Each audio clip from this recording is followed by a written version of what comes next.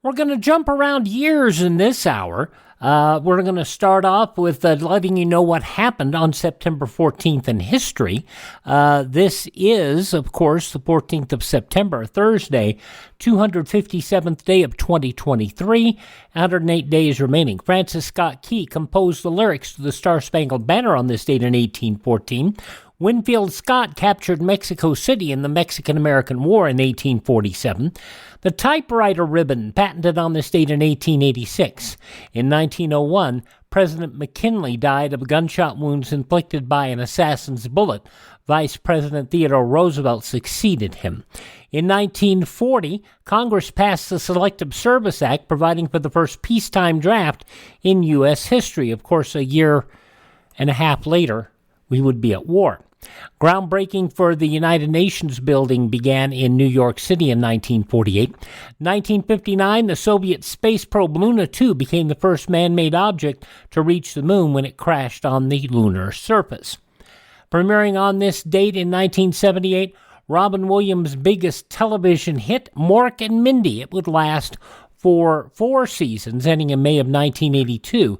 In 1981, premiering on this date, Entertainment Tonight. Also in 1982, Princess Grace of Monaco died from injuries sustained in a car crash the previous day. Princess Grace, the motion picture star Grace Kelly. In 1990, Ken Griffey Jr. and his father, Ken Griffey Sr., became the first father and son duo to hit back-to-back home runs. 4 years later, baseball back in the news as Acting Commissioner Bud Selig announced the cancellation of the 1994 baseball season on the 34th day of a strike by players. Like a lot of things in life, you anticipate something and fear that it's coming, hope that it isn't. And when the day is here, there's an incredible amount of sadness. There appeared to be no urgency, no desire to go to any extraordinary lengths to find an agreement. Every reason to believe, given the calmness with which this announcement was preceded, that this was something the owners had long since, weeks if not months ago, come to accept as necessary. We just can't continue to do business as usual. I'm all fascinated by the still portrayal of the greedy owners versus the greedy players. That's not what this was about. And that's not what this is about. Baseball Commissioner Bud Selig and Donald Fair, the head of the Major League Baseball Players Association. The strike suspended on April 2nd, 1995, after 232 days, making it the longest such stoppage in Major League Baseball history, breaking the record set by the 1981 strike. 948 games canceled in all, and baseball became the first major professional sport to lose an entire postseason due to labor struggles, and it seems to me that baseball, like hockey, have never fully recovered. Telecommunications companies MCI Communications and WorldCom completed their $37 billion merger in 1998 to form MCI WorldCom.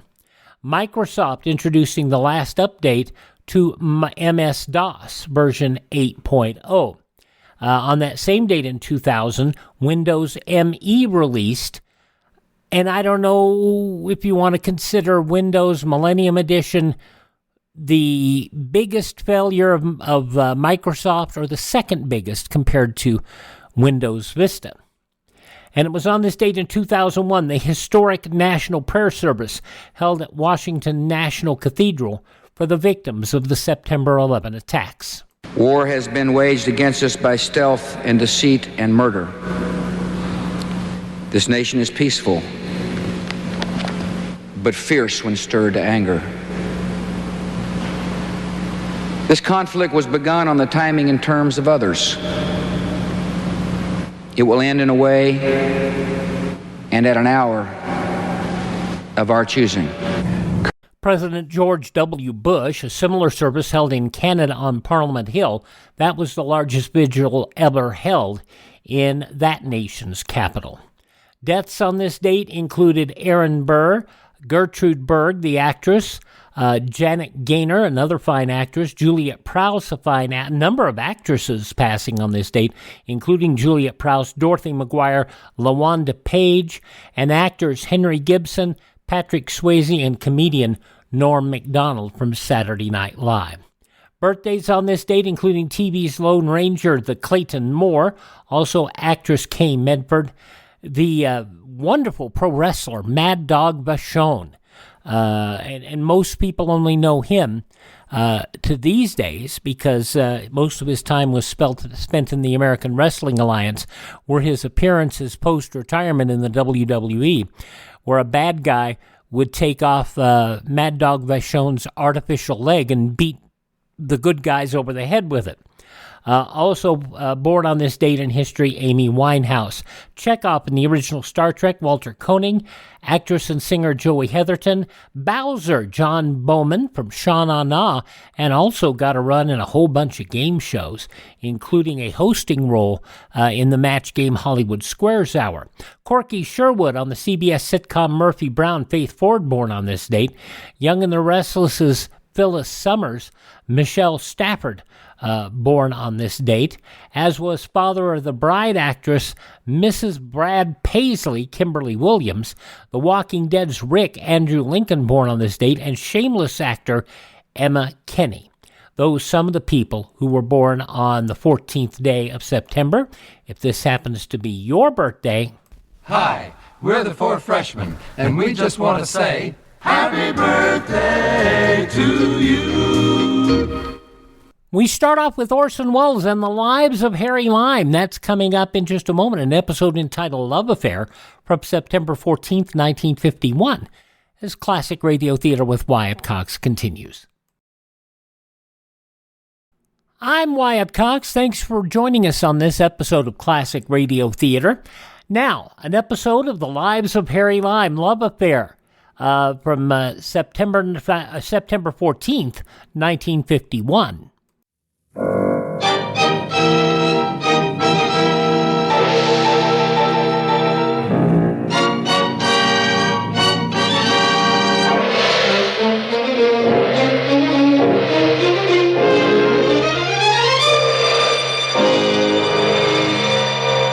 Presenting Orson Welles as the Third Man.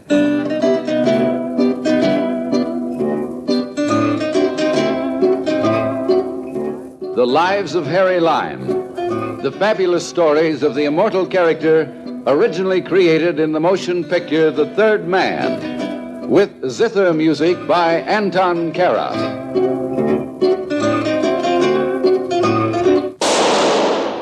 That was the shot that killed Harry Lime. He died in a sewer beneath Vienna, as those of you know who saw the movie The Third Man. Yes, that was the end of Harry Lime. But it was not the beginning. Harry Lime had many lives, and I can recount all of them. How do I know? Very simple. Because my name is Harry Lime.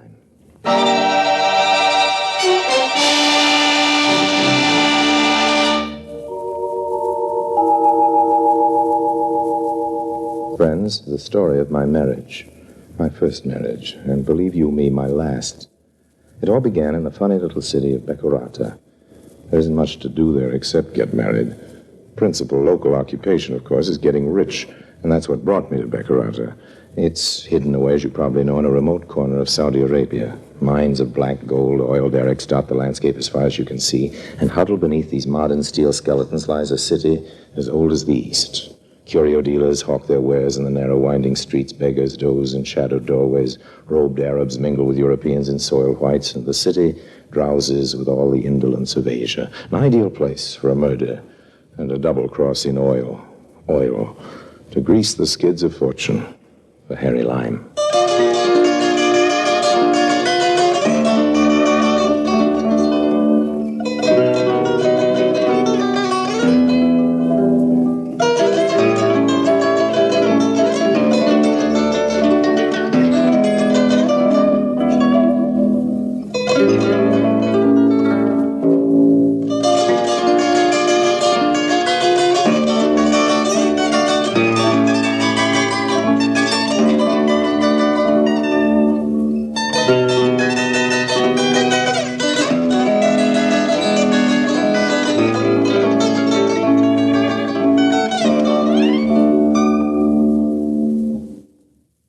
And now, Orson Welles as Harry Lime, the third man in Love Affair.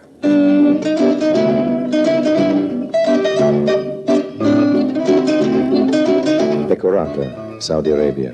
Harry Lime, that's me. A happy young bachelor strolling along the narrow street that led from the Grand Hotel to the native bazaar. Oh, noble one, a moment of your time. I'm sorry, friend. I am not a beggar, O heaven-born. I am teller of fortune. Yes, but The past, the present, the future. I see all, I tell all. Very interesting, Oh, I'm sure. greatest of great lords, may your back never bend. Oh, thank you. May your beard never grow white. Well, I'll try not to. Thank A you. little backsheesh, and I read your fortune. Thanks very much, old man. I'm busy making my fortune. I don't need to have it told. Show me your palm, noble one. Let me but see the line of your destiny. Okay, friend, but make it snappy. Ah, the hand of the wanderer, the seeker. It is difficult to tell your fortune, my lord, because you have no fortune. Oh? You have many fortune. Well, that's nice to hear, old man, but let's get down to cases. When am I going to get rich? You will always be near to wealth and see many women. Oh, that's good. Beautiful women. Well, that's better. Dark women. I like blondes, too. But only one wife. Also redheads. What's that about a wife? Noble one, you will only be married once. And once is too much. Put it mildly, I'm afraid you've got your fortunes mixed up. You will travel, great one, quickly and across many lands. And you travel with a wife. Okay, now you've had your fun. I'll say goodbye. Wait, you have not paid me. Why should I, friend? I'm Harry Lime. What you don't know about me, it'd fill a book, and nobody's going to write it without paying me royalties. So long, old man. Still the same sweet, generous Harry Lime. Schweig, what are you doing in Beccarata? Just exactly what you think I'm doing, checking up on you. The same sweet, lovable Carl Schweig. Where can we talk, eh? Almost anywhere. It's the time for salat. No one will bother us. Come on. Go into this cafe here. It doesn't look very clean. It'll answer your needs, don't you think? You follow me?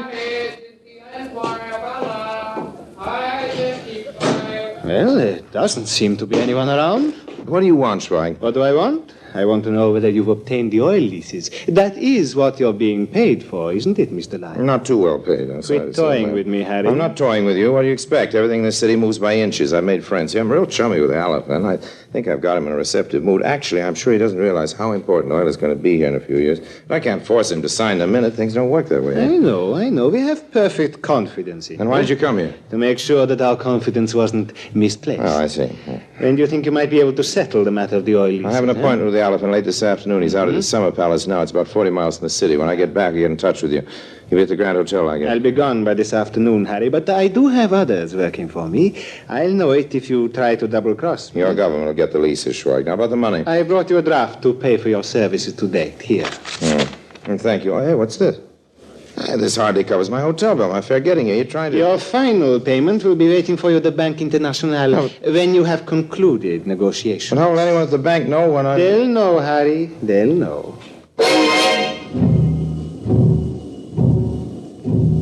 I was still burning about the size of the check as I left Schweig and headed for the Bank International.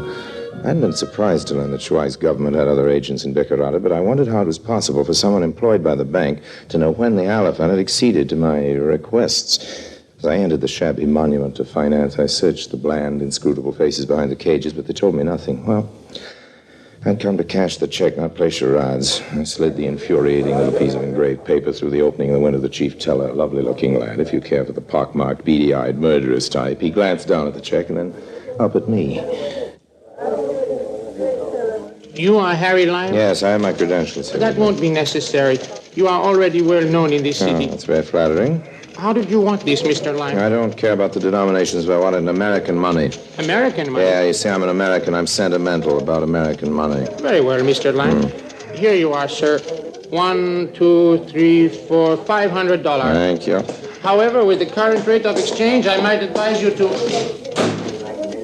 Pardon me, Mr. Lime. Huh? I apologize for approaching you on the street, but I must speak to you at once. Who are you? My name would not mean anything to you, but I can tell you this. I am no friend of Karl Spy. Oh, that's good. Any enemy of Carl Schweig's is a friend of mine. What can I do for you? It is a matter of what I can do for you To begin with, may I drive you back to your hotel? I have my own car. You do not own a car, Mr. Lime, and the Citroën you have rented you did not use today. You left it in the hotel garage to be serviced. You want it in good running order for your trip to the Alafin Summer Palace later in the day. Mm-hmm. I'd be delighted to accept a lift back to the hotel. That's your car there? Yes. Gregory?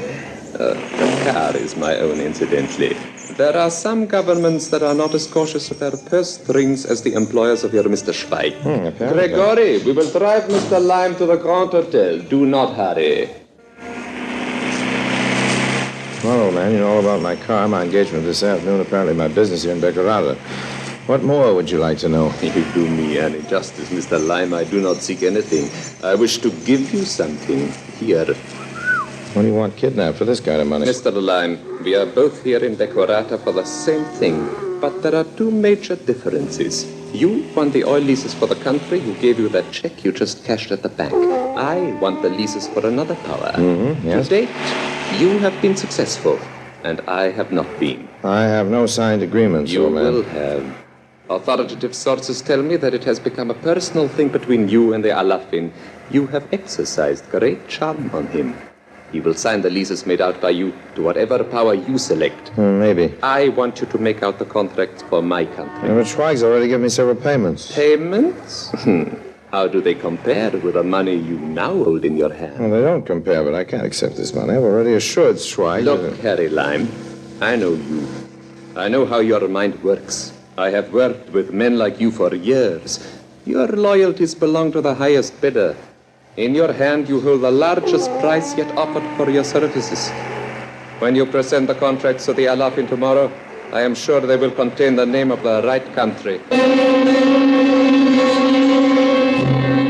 minute later, I was walking toward the bar of the hotel. I wasn't clutching the money the Baron had offered me in my tight little fist anymore. No, it was making a comforting bulge in my wallet. The long mahogany gate to forgetfulness was deserted except for George Harris.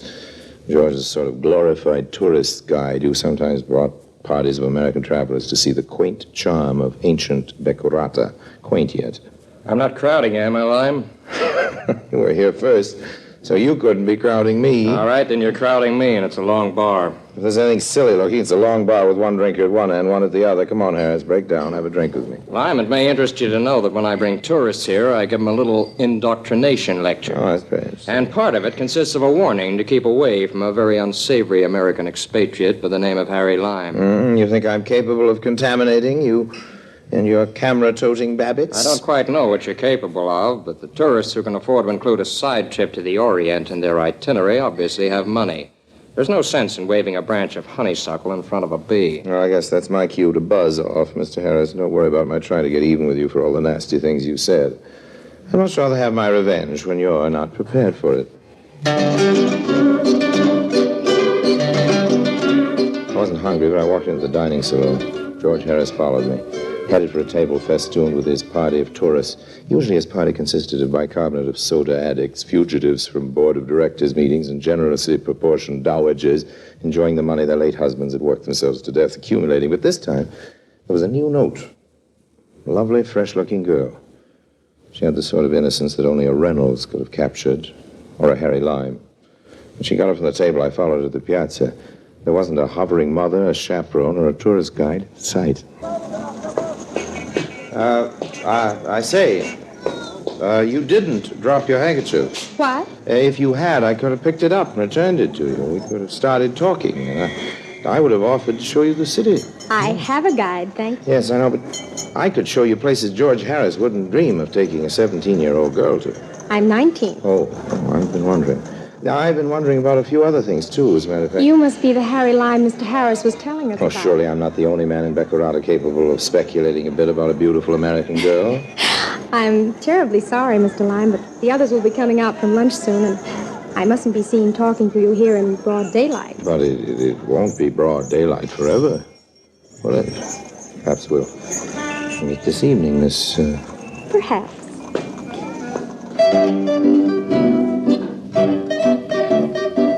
Girl was a real looker.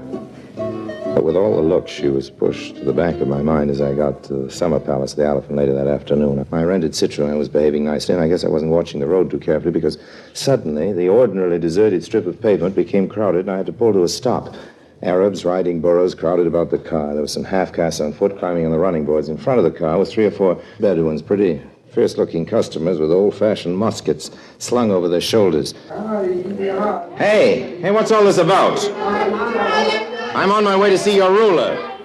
If I'm detained, he'll be very angry. I say, isn't there somebody here who speaks English? I speak English, Mr. Well, Lime. you're the chief teller from the Banque Internationale. That's one of my occupations. Move over, Mr. Lime. We have many things to talk about before you have your meeting with the Alafin.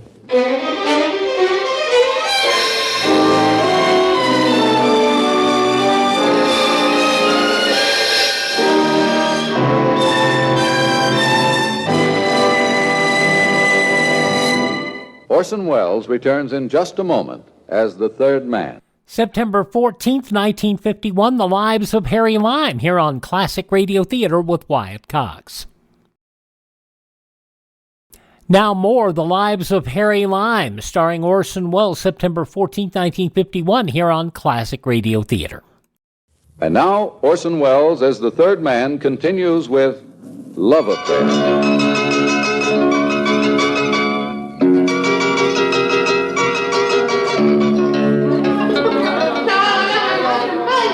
The beady-eyed, pockmarked Arab was sitting next to me on the front seat of my rented Citroën. The near-equatorial afternoon was growing cold, the leather of the car's upholstery damp and clammy under my hand. And as the motley crew outside the car crowded close, I made an instinctive gesture toward the bulgy wallet that rested in my inside pocket. If you're thinking of reaching for a gun, Mr. Lime, I might inform you that these few friends represent only a portion of Mr. Schweig's representatives in Bacurata. So you're Schweig's man in the bank? Precisely. Well, you can relax. I wasn't reaching for a gun. I have no need to relax, Mr. Lime. But you appear a trifle nervous. Oh, no, not at all. No. But perhaps your gesture toward your pocket was only to assure yourself that your wallet was still safe. What are you getting at? I saw you get into Mordecai Varin's car outside the bank today. It would not be healthy to go against Mr. Schweig's wishes. No, well, I have no intention of doing that. No. I thought the idea might have occurred to you. No, not for a minute. If Monsieur Varin's offer was more interesting, don't try it, Mr. Lime. Keep your promise to Schweig, and then get out of town before Varin knows you've completed our arrangements with the Alafin. I'm not leaving town till I get the balance of the money Schweig owes me. He said he'd be waiting for me at the bank. And so it will be. And the bank will be closed by the time I leave the Elephant's Palace. Well, you conclude the negotiations and then meet me at the bar of the hotel. Okay. I will have the money waiting for you there. All right, old man. It's a deal. And don't try any tricks. If you do, I will know about it before you have finished counting the money.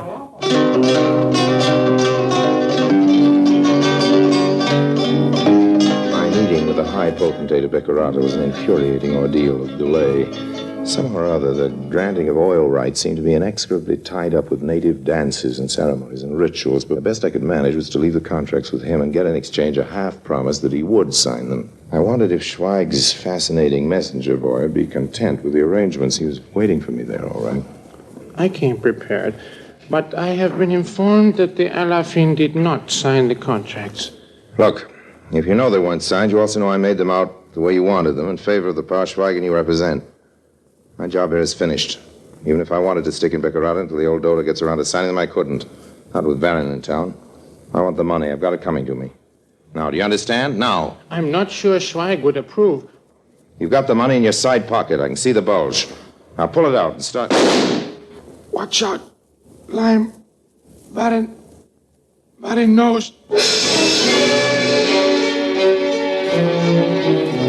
He must have been dead almost before I reached over and took the money from his side pocket. I could hear him topple from his chair as Baron and a handful of thugs burst into the room through the doorway. Each one of them had shot him. They fired after me as I streaked out of the back door, and I reached the rear of the hotel and jumped into the Citroën. Stepped on the starter, and as the motor caught, I clashed the gears. The car leaped toward a narrow, tortuous street. I wasn't sure where it led, but already I could hear other cars starting behind me. Natives and animals sprang out of my way as I careened down the winding street. Cars were further away now, but ahead of me I could see people milling about near a dimly lit cafe. There was a figure in white. Suddenly I could see there was the girl, the American girl from the hotel. I don't know why, but something made me stop. Mr. Lime, help me, help me. Oh, jump in. Get me away from here quickly. Hold on. Out of the way. Watch out. What were you doing in the native quarter? George Harris wouldn't take me where I wanted to go, and I wanted to see the places you spoke about this afternoon. So I slipped out of the hotel after dinner, and I went to that native cafe back there. A horrible place. 2 natives came up to my table, and I started to sneak out, and they followed me. Oh, I was never so happy to see anyone in my life. That's all right, honey. I'll take care of you. It'll be all right. But I can't call you 19 years old, American girl. Well, my name's Marion Lawrence. Hello, Marion. I'm an orphan, and a distant relative of mine died a few months ago and left me a little money. So I quit my job and decided to take a world cruise. Enter George Harris? No, I didn't take one of those planned cruises. I just happened to join the conducted tour to Beccarata last weekend, and I wish I'd never come now. You better send a wire to Harris, though. He might notify your relatives or someone if you don't show up back at the hotel. Well, there's no one to notify. I have no relatives or friends over here. Mm-hmm. Have your passport with you? No, I haven't. Well, I know someone near the border who's very talented as an engraver. However, we might obviate a lot of trouble by having him make out your passports with some new names. Say, Mr. and Mrs. Joe Smith of Cleveland, Ohio. That might do for both of us. How's that sound to you? Sounds real exciting. Like we were spies or espionage agents or something.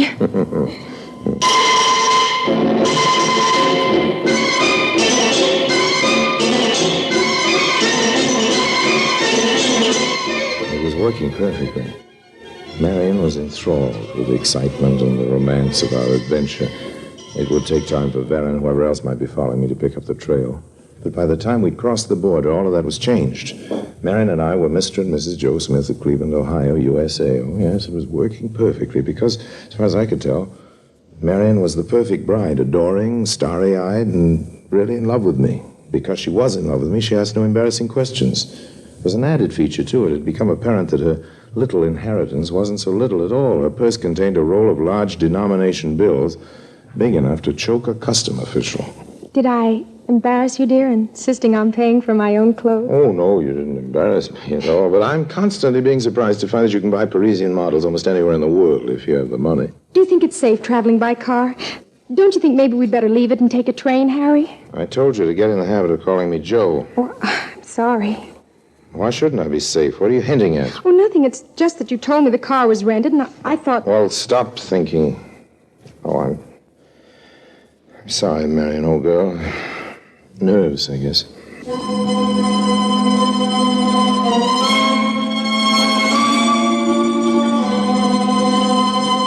The nerves lasted all that week as we crossed border after border. Beccarata was a long way back now, but I still kept imagining that I saw Varan in crowds as we went through custom offices. I thought I caught a glimpse of Schweig as we ate dinner in a funny little restaurant in Istanbul. Even though I'd seen him die, I could have sworn I saw the pockmarked face of the chief teller of the Bank International as we walked into a railroad office in Bucharest. By the time we'd reached Vienna, I think I'd almost begun to enjoy my role as the somewhat bucolic tourist. Are you happy, Joe? Dangerously. The way I feel, I might never want to leave here. I'd hate to think of what all this rich food would do to my figure if we stayed. I suppose neither of us ought to order anything more to eat or drink. Well, it sounds as though there's plenty for all of us. Harris. George Harris. You don't mind if I join you? You talk like a cop, old man. I'm with the FBI of the United States. By the way, Harry Lime, I think you might be interested in knowing that the elephant got a little tired of all your intrigue the day after you left. He awarded the oil leases to the U.S. So then Schweig's after me, too. What charges have you got against me? Charges? We have no charges against you. It still isn't against the law to be a skunk. Well, if there are no charges against me, I've just been helping the Beccarata authorities track down your sweet little bride. Why? Mary? I'm sorry, Harry. The night you picked her up in Beccarata, she was fleeing from the hotel, where she just shot and killed her aging husband. You ready to leave, Marion? Yes. Just a minute, Marion. I want to get this straight. It's no use talking, Harry. What he says is true. You mean that's why you came away with me? You mean I was the sucker? You've been using me? Okay, I've been a lot of things in my life. I've even been married now. I've even been a sucker. But that's one that doesn't go in the book. But, George, I don't see how you traced us. They're the big bills your wife spent on the trip. You see, her doting husband, not you, the one she killed, cashed a large check at the Bank International a few hours before she did away with him. Luckily, the chief teller made a list of the serial numbers. Come on, Marion. Well, goodbye, Lime. By the way, where are you planning to be? We may need you for the trial. Well, you can always look for me, old man. There's no law against that. Tell you what, I'll give you a little hint. The elephant maybe hasn't signed that oil contract. He may need a little advice after all, so you'll probably find me in Beccarata for a while. There's a fortune teller I want to look up. I owe him some money. So long, Marion. Goodbye, old man. May your beard never grow white. May your shadow never grow less.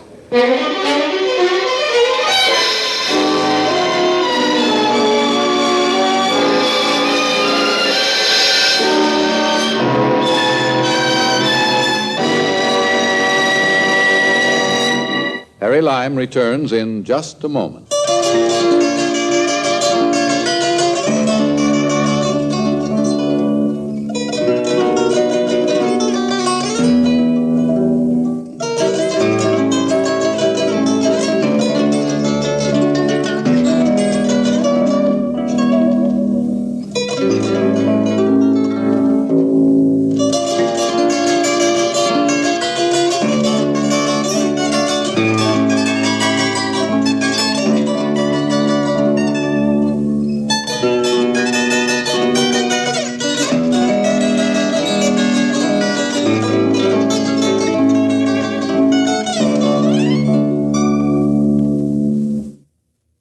And now, Harry Lime.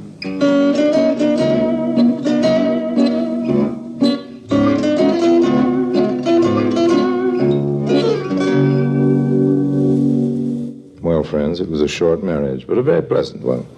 If you should settle down somewhere and start enjoying easy living, rich food, and fine liquor, don't worry about what it'll do to your figure. Just about the fat it tends to develop between the ears.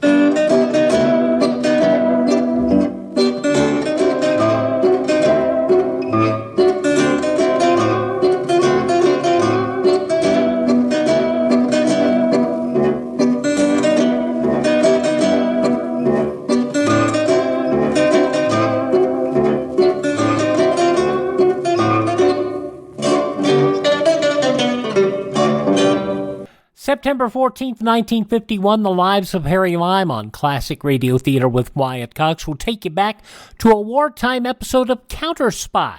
That'll be coming up in just a moment. I'm Wyatt Cox. This is Classic Radio Theater.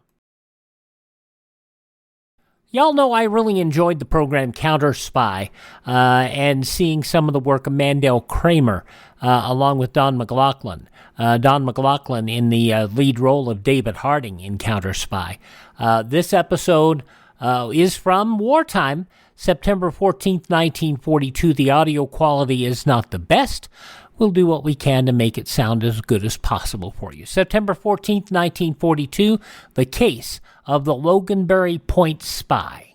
Harding, Counterspy, calling Washington. Harding, Counterspy, calling Washington.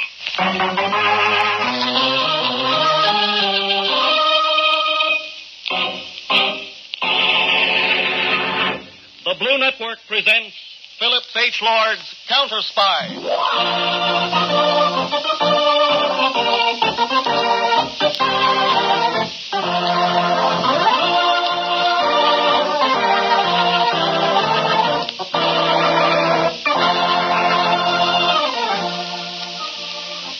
A counterspy is a United States undercover agent whose duty it is to smash the professional enemy spies operating in our midst. Imagine ace counterspy of them all as David Harding.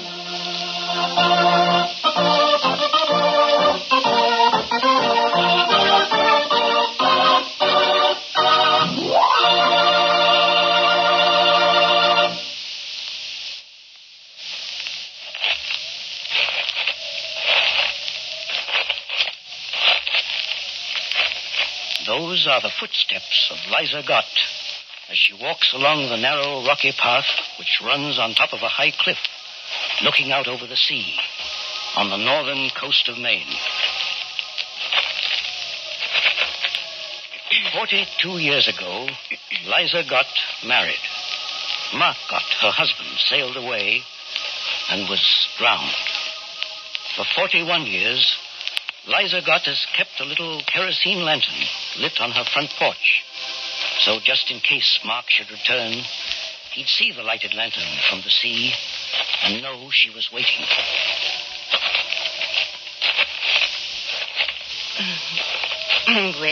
Well. Liza Gott is nearing her little house on the top of the cliff where she stays alone.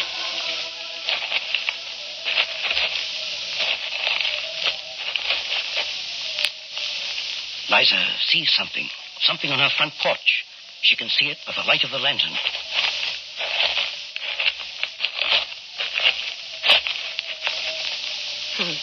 That's funny. I didn't leave nothing on the front porch. It looks like a man. It is a man.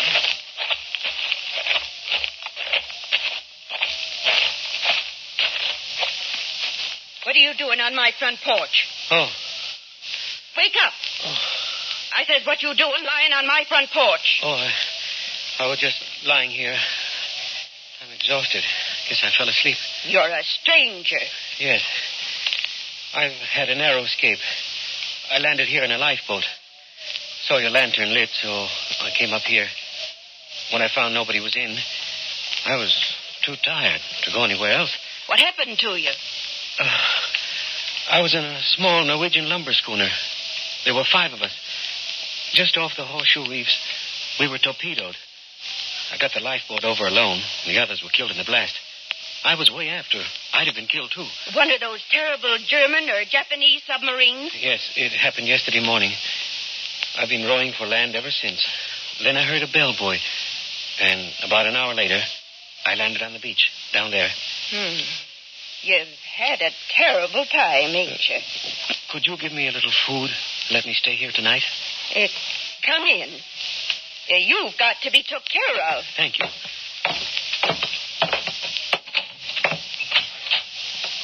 I'll have to light up a light. Shall I bring in the lantern? No, sir. That lantern stays there lit under all conditions. And it ain't never going out nor being took in. So long as I'm conscious.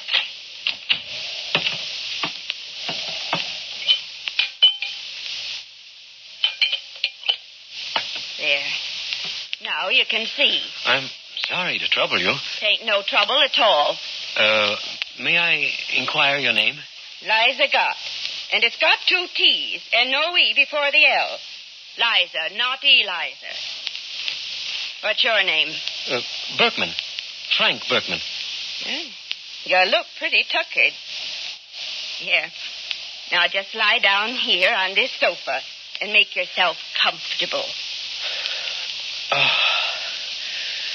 I have been through a good deal. Well, now you stretch right out. Put your head up here. And your feet down there. Now, are you quite sure you're comfortable?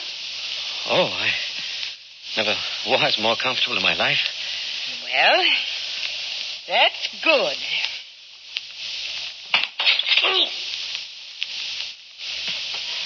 There. Now you can rest in peace.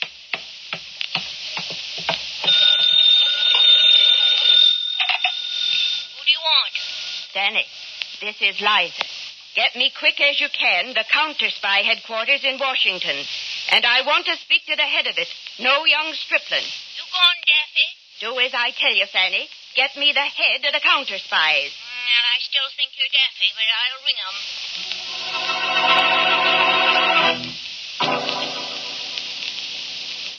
Fanny, ain't you got Washington yet? Yeah, we got Counterspy headquarters, but they're getting the head of it. I said it was a calamity. Hello, this is Harding speaking. This is Liza Gott, a Loganberry Point, Maine. I've caught me a spy.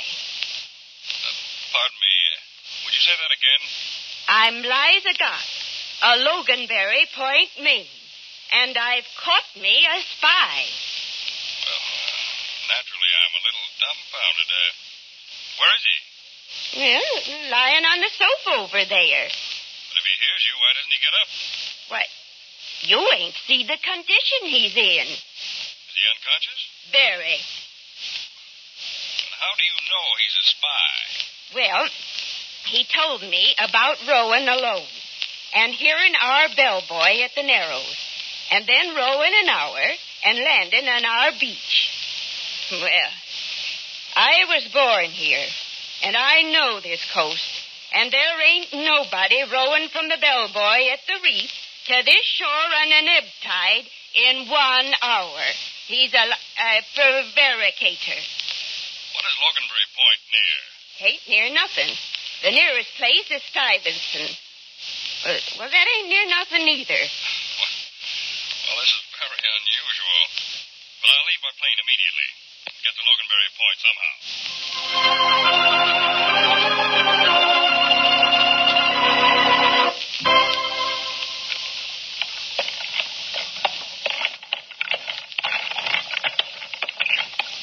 Well, it's very nice of you, Captain Stinson, to drive me over to Loganberry Point. The plane couldn't seem to find a nearer landing place. So? You don't suppose, do you, Captain, that the horse might trot a little? I'm not much worried about it. No. I mean, could you make her trot? No. I put her out to pasture when she was 22. She's been out there 8 years now. I had to call her back into harness when the gas ration went in. She has enough trouble to stand up. Say nothing of trotting. I see. Do you happen to know Eliza Gott over at Loganberry Point, Captain Stinson? Yep. Is she quite a responsible person? Salt of the earth. I just thought I'd visit her. You mean room there? Yes. You don't know Eliza. What do you mean? You'll find out when you get there.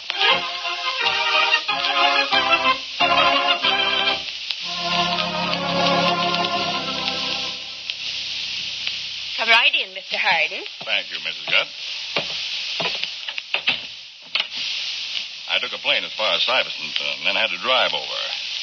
Now, where's this man you captured? In the woodshed. Woodshed? That's where he is. No man but my past husband ever spent a night under this roof.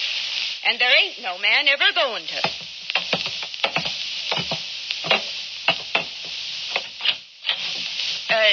Don't you want to put down your suitcase? Oh, no, thank you. I have some equipment in it. Oh. Now, you'll have to go the rest of the way yourself. He's right in there, laid out on a cord of wood. I ain't going into no woodshed with no 2 men. All right, Mrs. Gott. I'll go look.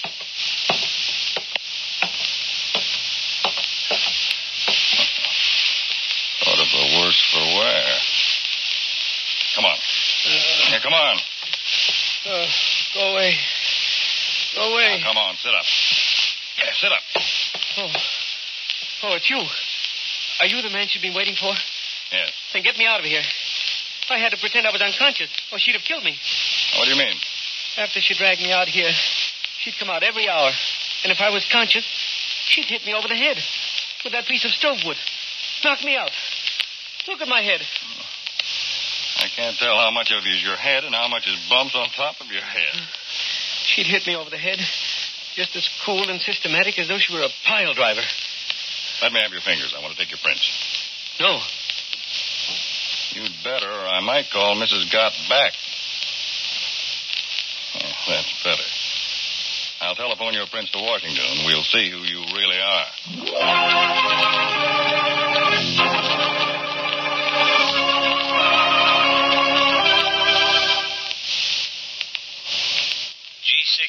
Counterspy headquarters, Washington, reporting to Harding.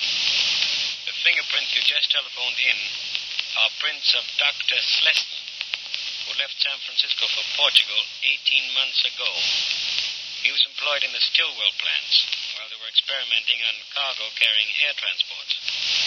It looks like Dr. Schlesinger is the one we have been expecting the Gestapo to try and smuggle into the country. Come in.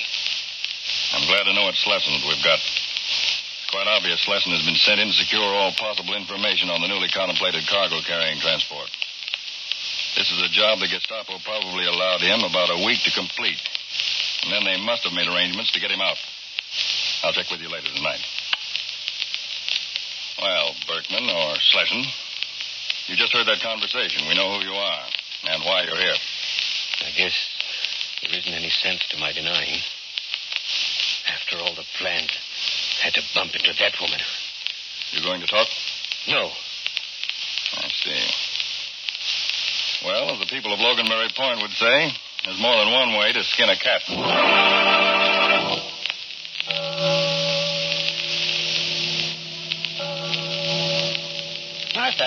Martha, church bell's ringing.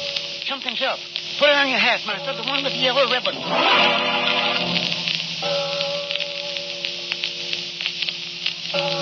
The church bell's ringing, and it ain't go-to-meeting night. They must be calling it for something special.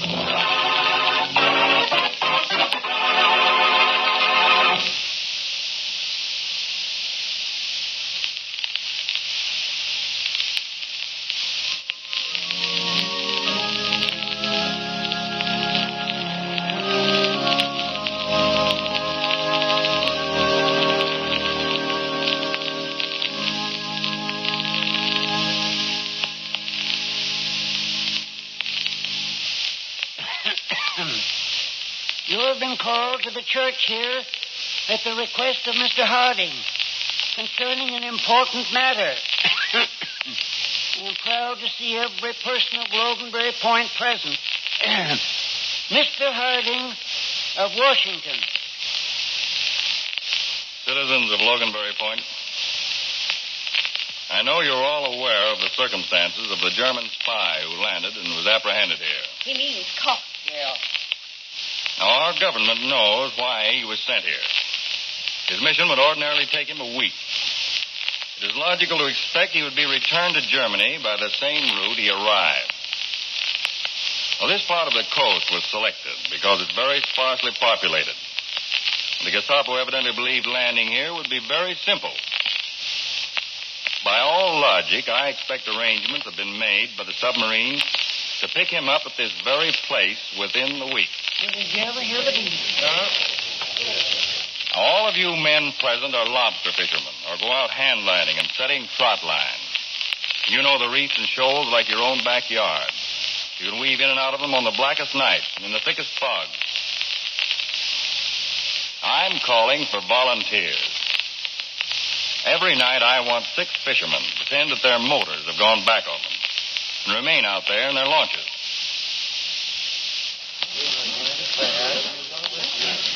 Now, it's a dangerous undertaking. There's a chance you might be captured and even tortured for information. How many of you men are willing to volunteer?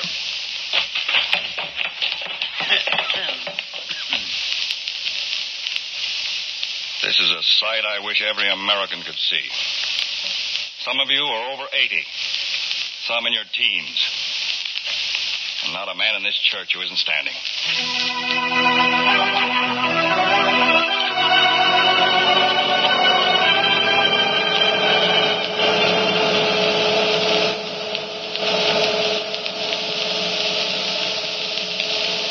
We are breaking water, Herr Kapitän. Wegen the surfers. Gut. Machen Sie auf. It is very foggy and dark, Herr Kapitän. We are among the reefs. I suggest you come on deck. Aufpassen. Ich komme sofort. Bleiben Sie bei den Motoren. Get a hold of it. Get the ropes around it. What's going on? Was ist das? Throw me that rope, or I will shoot. When we surfaced, we came up right alongside that little fishing boat. There is a fisherman on it. Good. Bring him aboard. We will question him about these waters. Take him down to the control room. He looks like an old man. Get him below.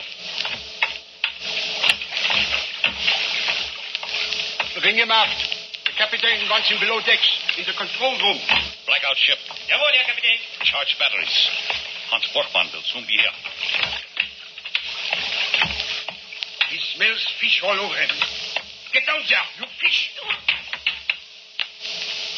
Well, what are you doing out in your boat? Late at night in the fog. I was doing me a mess of fishing. My cussed motor broke down. So? Perhaps it didn't break down. Perhaps you're out here spying. You think they'd give me an important job like that? An old seaman over 70? See, with a wooden leg. Yeah, you're right.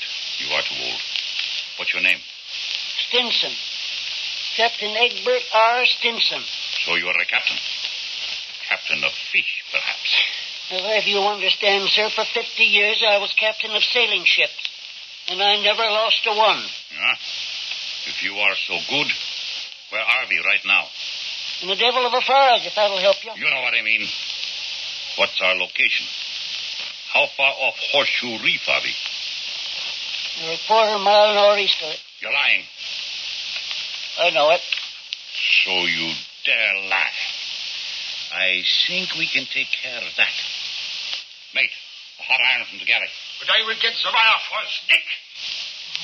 Well, I never see a room with so many gadgets in it before. We didn't need all these wires on a sailing ship. How far are we from the lighthouse? Lighthouse? Oh, let me see. As the crow flies, I think I'd say about 1,000,000 miles. You talk. You will talk plenty. All right, I'll talk, you dirty vermin. The sea is clean. It's decent. Not a foul like the likes of you. Before you're through, you and this rotten hook will be at the bottom of the sea, but the fish won't trouble your carcasses. There isn't one foul enough to eat you. Curse you and all your foul kin. There. And there. Sit on that fire axe. If they kill you. Go ahead. Shoot. Against the sea. There. Keep on shooting. Keep on. I'll have it all smashed before you can kill me. Er ist wahnsinnig geworden. Vollständig verrückt. Kill him. What is the matter? Shoot this crazy fool. Come near and I'll chop your head off there. Look, idiot. Crazy fool. 6 bullets to stop him. Have the chief engineer and electrician both come to central control at once. Jawohl, Herr Kapitän. Chief engineer, electrician, report to central control at once. Inspect, repair damage. Rig for hand control. We see what that maniac has done to our automatic gear. Herr Kapitän, the master rear stat is damaged. Impossible to say how long it will take to repair. Main periscope eyepiece also is broken. The depth indicator dial is completely wrecked, Herr Kapitän. How long will it take to repair? 2 or 3 hours, Herr Kapitän. The compressed airline is breached. Several hours to repair. Also, main ballast hand valve jammed. Verflucht noch einmal. All this damage with the axe.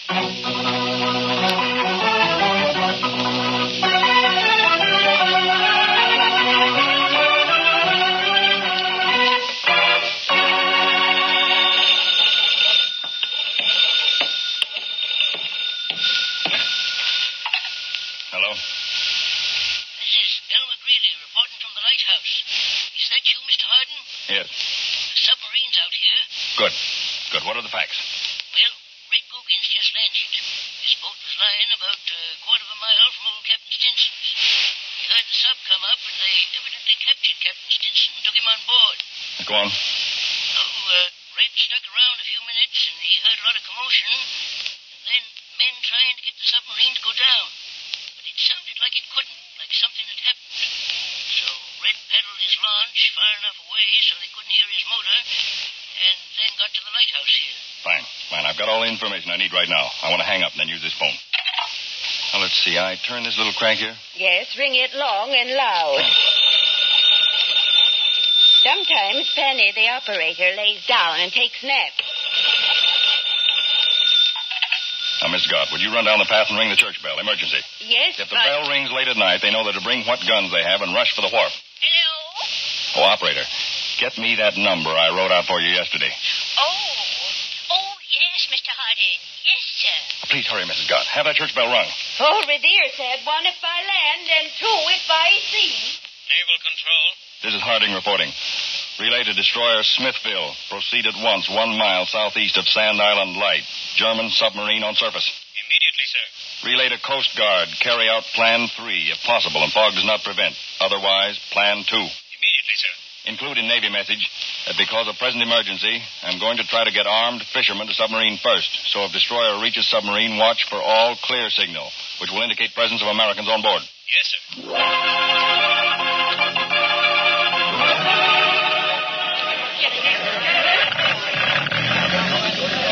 Those of you with the slowest motorboat, start out first. Here's Sandy's gun. Some men take it. I want all of you men to understand that this is an extraordinary situation. You're all volunteering on your own accord. They all want to go. Now, the reason we're taking things in our own hands is because it's so foggy the planes can't spot the sub. And it's too foggy for the destroyer to come in among these reefs until daybreak. Indications are that something's happened to that submarine, and it can't submerge. Would you say, Captain Lawson, that there was a very heavy swell out there near Horseshoe Ledge? Plenty heavy. After a 3-day nor'easter, they've got a roll out there that's standing them on their heads. Well, that means the fire from the submarine will be very inaccurate. Now, when we sight her, you're all to fan out and make a circle around her. When you hear Captain Lawson blow his foghorn twice, head right for her. Start shooting and picking off the men manning the guns. With 30 launches coming at her in all directions and the fog and the heavy roll of the sea, she'll have her hands full. We'll all board her at the same time, from all sides of her. That ball is starting out. All right, men, your launches. Good luck. And remember, your women folks will be standing right here and awaiting.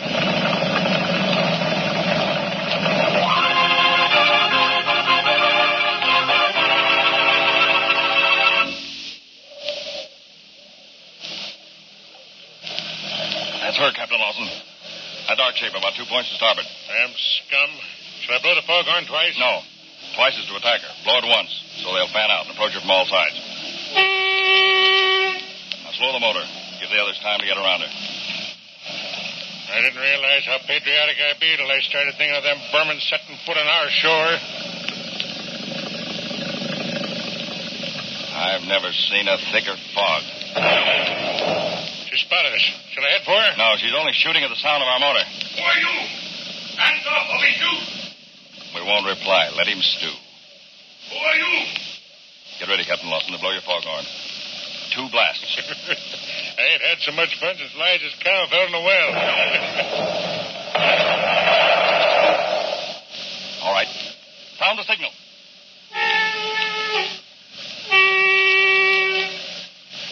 Take the wheel, will you, Mr. Harding? Let me do a little gunning. Go ahead. But the minute we touch her, jump aboard. Try to land at Loganberry Point, will they?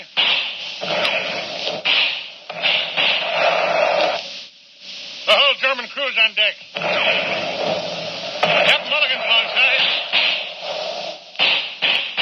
Get that crew by the aft gun there. They're falling like 10 pin, Harding. Just board her. Let your own boats go so others can come alongside. Right into her, Harding. I want to get on her. Watch yourself now. Jump. Right. Come on, gentlemen. Come in.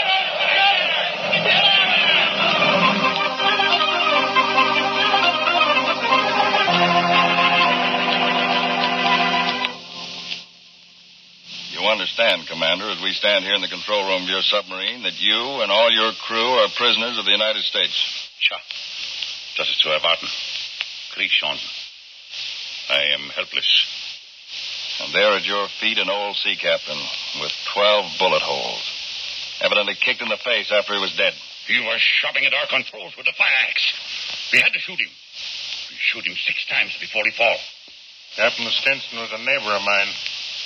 What arm of the American forces have we been captured by? The fishermen of Loganberry Point. Mr. Harding! Mr. Harding! United States destroyer approaching out of the fog, sir. How in Sam Hill did a destroyer get in among these shoals on a night like this? That's real navigating for you. What am I supposed to do now? You're expected to surrender your submarine and your crew and yourself to the greatest navy in all the world.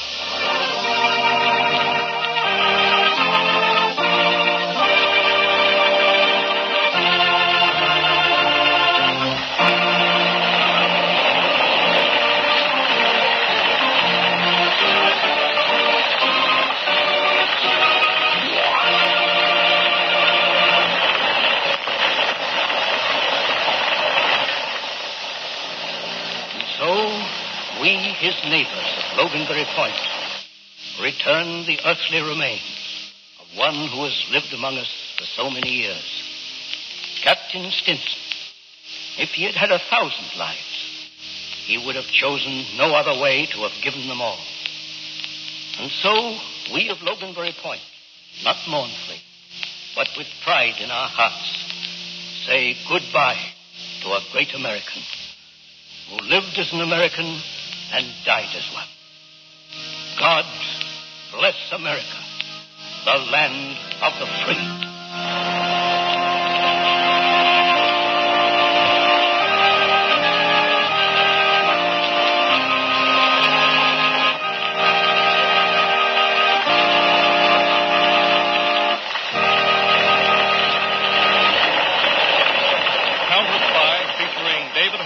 Presented at the same time every Monday evening.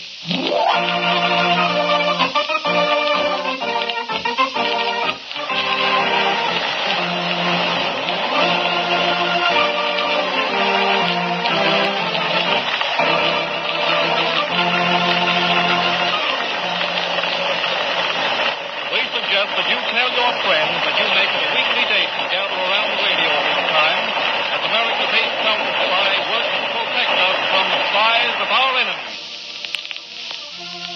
Counterspy is a Philip H. Lord production which has originated in New York.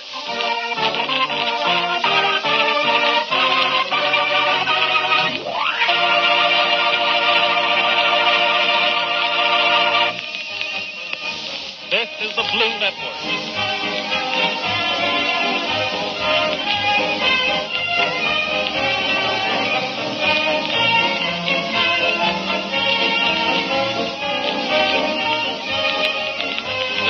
WJZ New York, which brings you fun and excitement as you listen to the Sing Patrol program at 77 on your dial every Tuesday night at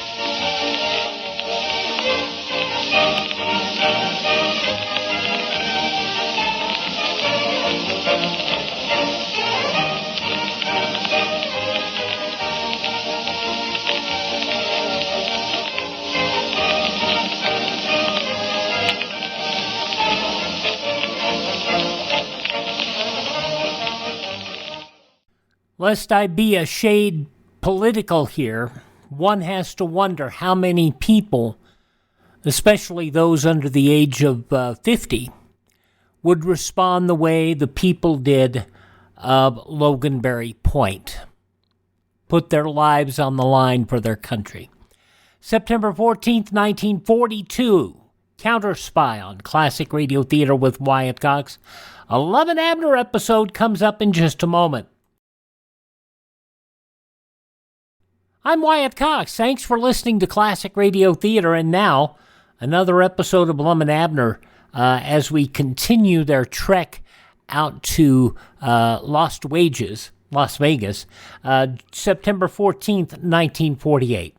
And again, thanks to Ted from RadioMemories.com for these episodes.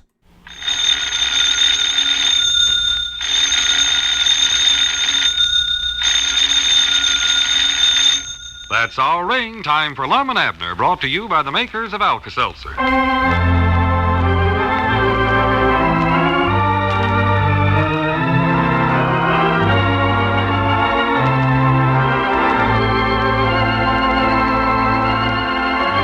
You know, a case of acid indigestion is a misfortune that may befall almost anybody. And if someone were to ask, I think I could go on for quite a while listing things which could be a cause of an acid stomach upset. Too much to eat, for instance, and in some cases, even a trying, nerve-wracking day can cause acid indigestion. I could think of several other contributing causes, but when it comes to providing relief from such a condition, I think first and foremost and only of that good old friend on the family medicine shelf, Alka-Seltzer. And I know you'll agree, once you've tried Alka-Seltzer for acid indigestion, that there's nothing like it for fast, dependable relief. Alka-Seltzer acts to neutralize the excess gastric acidity in the stomach, thus relieving the distress of acid indigestion pleasantly and effectively. And because of its effervescent base, Alka-Seltzer gets there fast, gives fast relief. And that's why our little slogan makes so much sense. For acid indigestion, be wise, alkalize with Alka-Seltzer. You'll want to keep plenty of Alka-Seltzer on hand so you'll have its comfort right there when you want it. So remember, when your tablets get down to 4, that's the time to buy some more. Some more Alka-Seltzer.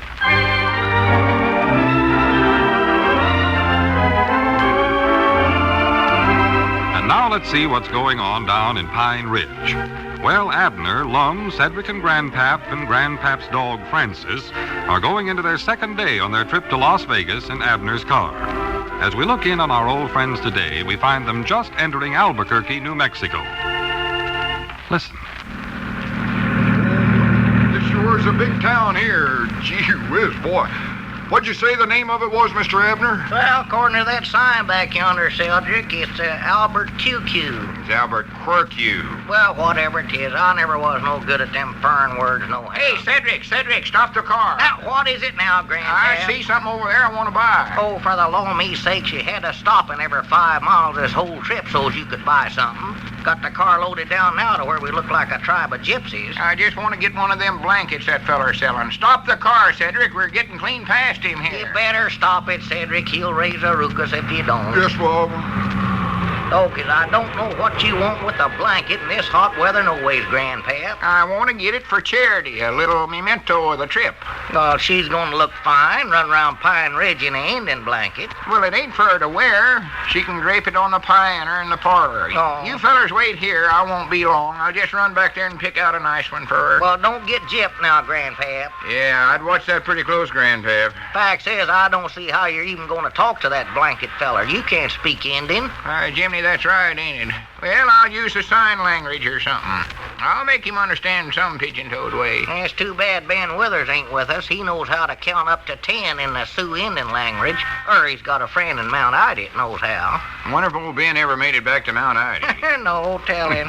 Seemed a shame to let him get out of the car and hitchhike his way back to town, but he insisted on doing it. Yeah, I hated for him to do that, too. It weren't too far, though. He ought to had more sense than to try to get to Mount Ida by going in the opposite direction in the first place. Yeah, I don't know how come him to make a mistake like that. Well, he more than likely made it back all right. Ben's a friendly sort, and folks take a liking to him. He gets along pretty good. Oh, sure. Oh, yeah, Ben's all right. Yes, sir. Grandpap, if you're going to buy the blanket, get back there and buy it. Oh, yeah. Might have forgot about it. Stand here. See if they got any Indian beaded belts for me, Mr. Grandpap. They just got blankets, Cedric. Wouldn't want to go over 40 cents for one. Hurry up now, Grandpap. We ain't never going to get to Las Vegas at this rate. And I just stood in here how you would ask an Indian how much he wants for a blanket. No, I don't know. How is about the only Indian word I know. Hold up your hand and say how. Ugh. There's another they always use, I know. Ugh. Well, I'd give you 2 words to go on right there. Ugh and how. I don't know what either one of them means, though. No, neither do I. Might be a good way to open a conversation and close it all at one time. I don't want to have no conversation with him. All I need to know is how much is that there blanket there. Yeah. Well, you might use the Mexican language. As long as we're in New Mexico, I reckon the Indians speak Mexican here, too. Yeah, that's a good idea. Sure, do that, Grandpa. Yeah, all right, I'll be back in a minute. Or wait a minute, I don't know how to speak Mexican neither. Doggies, don't you know nothing? Tell him how to say it, Lum. Well, I don't know. That was just a suggest I had. A lot of help that is. Well, it looks like you're just going to have to give up the idea, Grandpap. Wait a minute, we're parked right in front of a bookstore here. I'll run in and get a book. Yeah, that's a better idea anyway. Charity'll enjoy that a heap more than a blanket. No, I mean get a book on how to talk Mexican. Then I'll know how to talk to the feller over there and buy the blanket. Oh, me sakes alive. Oh, you don't need to go to all that bother, come here, Grandpa. I'll be back directly. Don't go off and leave me now. Doggos, that varmint's going to hold us up to where we never will get to Las Vegas. We can't sit around in Albuquerque here while he educates himself. Well, we just have to put our foot down on him. That's all they are to it. We've got to do something, Lum. Doggos, he's just like a little half-grown kid of a boy at a circus. Just what he acts like. Hey, Cedric, for goodness sake, stop whistling at them girls. You ought to be ashamed of yourself. What girls? Them walking along the street there. You seen them. Oh, I weren't whistling at them. I was just admiring them hunting knives in that store window there. Oh. Sure are some dandies there. Love to have one of them. Well, Grandpap will more than likely buy up a batch of them before we get out of town. Oh, my goodness alive. That blamed dog has woke up again. Francis, cut out that scratching yourself. You done ripped out half of the upholstery now. Cedric, maybe you better take Francis out for a little walk. And exercising. Lose him if you can. Don't be gone long, Cedric. We want to hit the road again. Come on, Francis. Come on, boy. Look at the size of that dog. Buy him another dozen hamburgers, too, Cedric. Don't want to have to stop more than twice more before supper. Well, I think I'm all set now. Did you buy the book, Grandpap? No, I fooled them. I found this Mexican dictionary in there, and when they wasn't looking, I jotted down the words I'll need. Oh. Got them here on the back of this envelope. Well, good for you, Grandpap. Doggy's finally getting some sense into that blockhead of yours. Let's see the words, Grandpap. How do you say blanket in Mexican? Yeah, let's see here. Senor, that means mister. Oh, I know that, Mr. Senor, sure. Blanket is, frisada. How do them Mexicans think up them words anyway? I don't know. I don't know why they just don't use blanket. How much is cuantos? I don't know. How much is it? How much is what? I don't know. Whatever you said there, the cuantos or whatever they are. Well, that's the word for how much. Oh, I see. All I got to say is, Mr. Senor, cuantos frisada. Well, sound to me like that means how much blanket. What you want to know is the price of it. Well, I'll wave a $1 bill in his face. He'll catch on quick enough. Come on, Abner. I want you to go over there with me. Yeah, I'd love to hear this, sure. Yeah, you watch the car for us, Long. Yeah, all right. You fellas hurry up, though. All right. Where's this feller at now, Grandpap? That skinny-looking feller there at the Mexican hat on. Oh, the one with his back to us, sir? Yeah, that's the one. Oh. Now, just watch his eyes bug out whenever I flash my Mexican talk on him. Well, I'll say one thing for you, Grandpap. You sure picked up the language fast. Well, I've always been smart. Catch on to things pretty quick. Now, just watch here. Yeah, go ahead.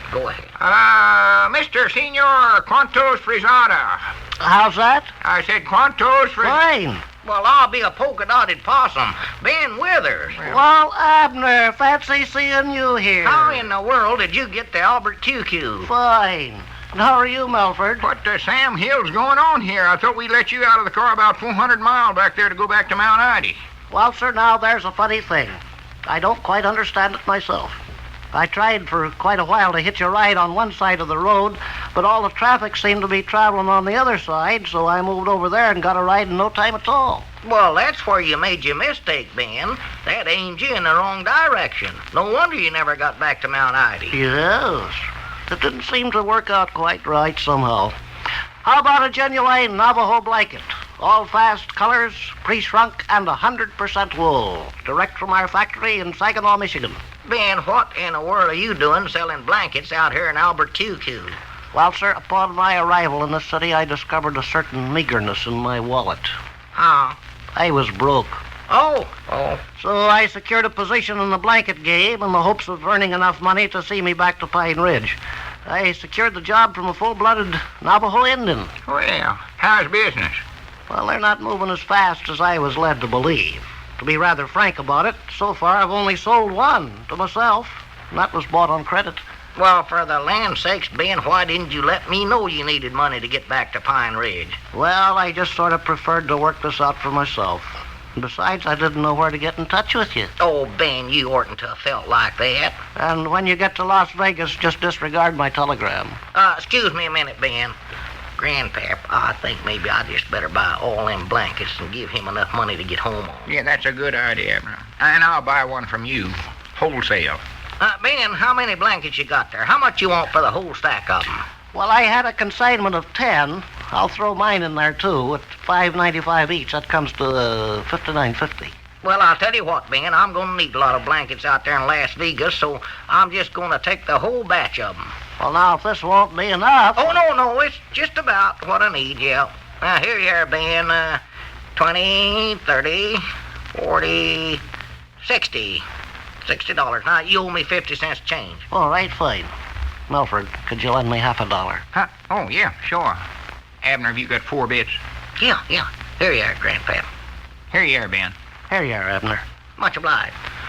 Ben, do you reckon that'll buy you a bus ticket back to Pine Ridge? Oh, I'm sure it would, but I'm not that crazy. Huh? I'll take that money and buy another batch of blankets. If I'm this good at the blanket game, this is where I belong. Adios, amigos.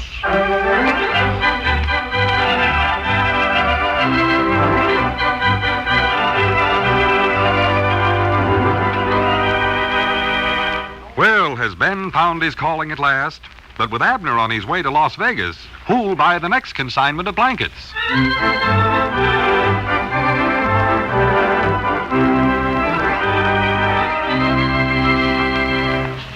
Here's good advice when headache strikes and you're not feeling well, sir. To turn the trick right fast and quick, strike back with Alka-Seltzer. Yes, when you find a busy day has brought on a nagging headache, you can get really fast relief if you have Alka-Seltzer on hand. Just drop an Alka-Seltzer tablet or two into a glass of water, listen to it fizz, then drink down the sparkling solution this makes. Since Alka-Seltzer is completely dissolved when you drink it, its pain-relieving ingredient is ready to go to work instantly. And because of its effervescent base, because of that fizz, Alka-Seltzer gets there fast, gives fast relief. So remember to keep plenty of Alka-Seltzer on hand in case a headache should come along to darken the day. With Alka-Seltzer within reach, you're sure of fast relief from a headache. Make it a point to ask your druggist for 2 packages of Alka-Seltzer today. 2 packages so you'll never run out. That extra package on the side keeps the family well supplied.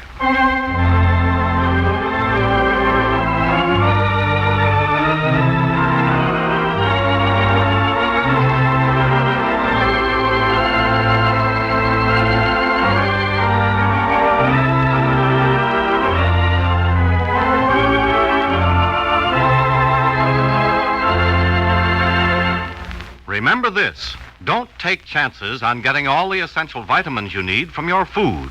Supplement your meals with one-a-day brand multiple vitamins. Don't take chances.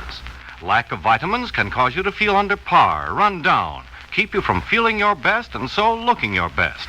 Don't take chances. Take one-a-day brand multiple vitamins. Yes, for a basic daily vitamin supply, take one-a-day brand multiple vitamins. You can't afford to take chances.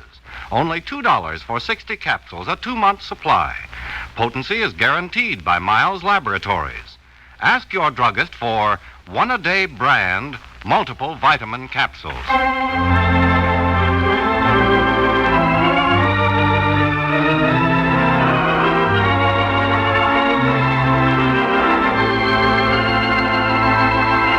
Listen every day, Monday through Friday at this time for Lum and Abner Down in Pine Ridge, brought to you by the makers of Alka-Seltzer. Now, listen to it fizz.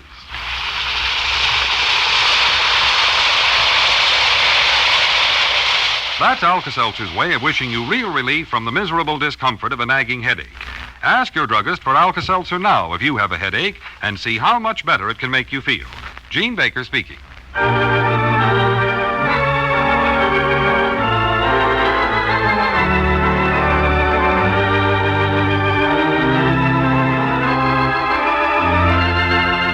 This is CBS, the Columbia Broadcasting System.